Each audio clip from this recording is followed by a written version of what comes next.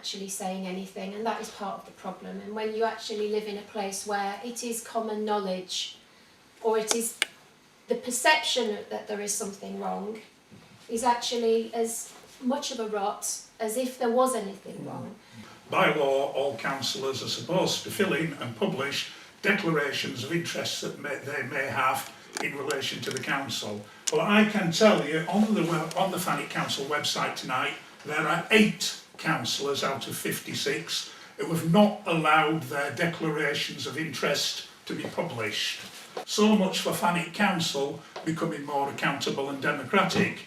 And also as well, there is no publication of officers' declarations of interest. So how do we know how many of the officers working for Thanet Council are not related to people running businesses that do work with the council? We don't know because that's a secret and we'll never see it. In the council chamber, there is a sign up that says no filming, no recording or relaying of the meetings. Now, I checked with my friends who work within this area, who work for central government, and they said, "Oh, Louise, what are you talking about? That's all been cleared up 2 years ago. It's legal. It's completely legal to film and record and tweet and anything from a public meeting, and so therefore that sign up in the council is wrong." And they make a statement at the beginning of every meeting as well, "There shall be no filming." Now, I think that's a really big issue. That we should just get our heads around. This is not kind of renegade behaviour to get your phone out and to film it. You can do it. They're under-resourced, they've had massive cutbacks, and they cannot afford to actually investigate the things that are being presented to them.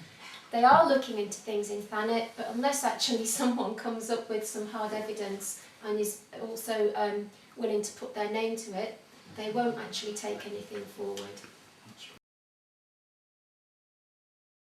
Pleasure Armour began under a Labour administration.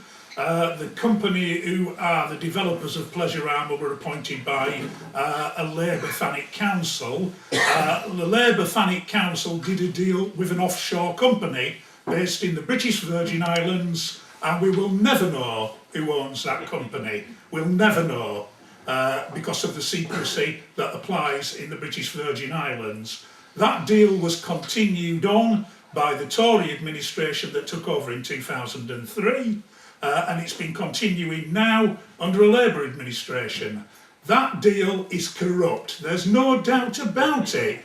I've sent documents to the police, and the police, just to confirm what Louise said, said to me, well, unless you can do the detective work, and unless you as a private citizen can find a smoking gun, we're not going to investigate. Because when I started raising Pleasure Armour when I was still a member of the Labour group, I was told to shut up. That's one of the reasons why I left the Labour group, because they are bullies, because all the big parties are bullies. The system is designed purposely to be complex and opaque, so it's hard to know unless you're an expert what to do. The only ways I believe that it can be dealt with is by people like myself leaking private documents and publishing them on the internet. Leak and leak again, I say. But one of the things that you come across in Thanet is that people will tell you many things, all sorts of things to make your hair curl. When you actually ask them, well, will you say this on the record? They won't. But it's not because they're cowards. There's an economic reason here which hasn't been touched on, which is it's a poor area, and the council, indirectly or directly, is a very big employer of people. So people are quite rightly afraid to the words that have been echoed in my mind since I've come here, to put their heads above the parapet. And then the last thing that really rattles the cages of corrupt politicians and corrupt parties is people power. And what's been going on at the port of Ramsgate with live animal exports, what's starting to happen now with Friends of Ramsgate Seafront, if politicians think that their seats are in danger, If politicians think that their expenses and their allowances are in danger, then they actually start acting, and then they actually start listening to people. I'm just a lone voice, but I shouldn't be a lone voice. There should be more people. This room is full of people tonight who have a great interest in the place that they live. It will be less likely that people like me get treated in the way that I do, or have been, especially in the last year, if there are more people coming together to ask the same questions. It's not a freakish thing to do, to want to know. So I do think that there is a kind of safety in numbers here.